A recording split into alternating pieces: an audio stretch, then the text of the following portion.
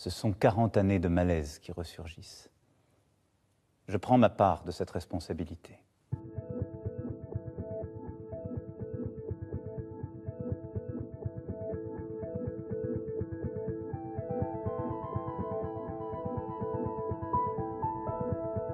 Je demande au gouvernement et au Parlement de faire le nécessaire afin qu'on puisse vivre mieux de son travail dès le début d'année prochaine. Le salaire d'un travailleur au SMIC augmentera de 100 € par mois dès 2019, sans qu'il en coûte 1 € de plus pour l'employeur.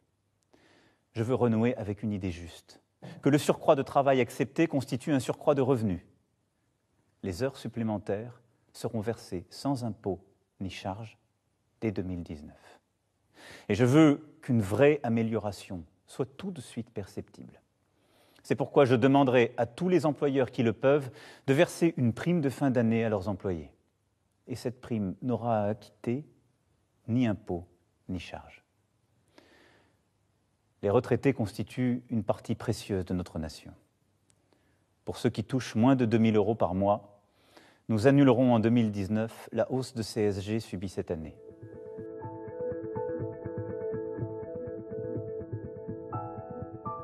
Je sais que certains voudraient, dans ce contexte, que je revienne sur la réforme de l'impôt sur la fortune.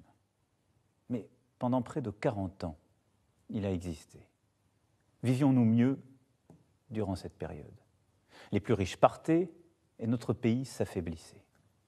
Conformément aux engagements pris devant vous, cet impôt a été supprimé pour ceux qui investissent dans notre économie et donc aident à créer des emplois. Et il a été maintenu au contraire pour ceux qui ont une fortune immobilière. Revenir en arrière nous affaiblirait, alors même que nous sommes en train de recréer des emplois dans tous les secteurs.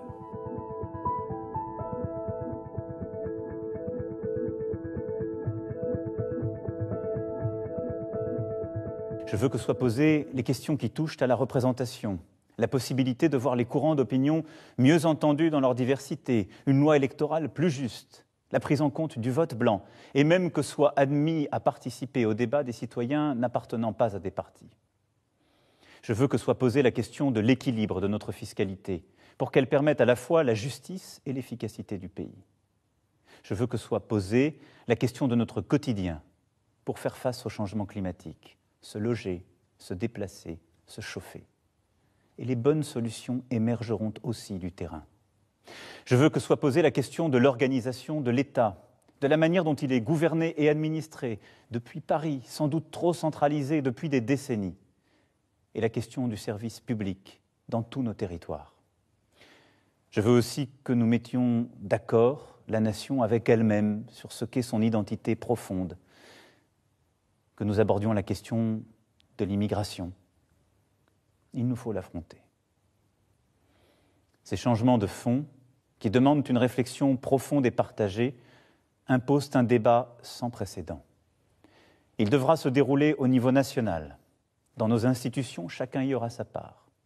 Gouvernement, assemblée, partenaires sociaux et associatifs. Vous y aurez votre part. Je veux en assurer moi-même la coordination, en recevoir les avis, pour rendre ainsi le pouls vivant de notre pays. Mais un tel débat n'est pas seulement affaire de représentants institutionnels. Il doit se dérouler aussi partout sur le terrain. Et il est des interlocuteurs naturels des citoyens qui doivent en recevoir les demandes et s'en faire les relais. Ce sont les maires. Ils portent la République sur le terrain. C'est pourquoi je rencontrerai moi-même les maires de France, région par région, pour bâtir le socle de notre nouveau contrat pour la nation.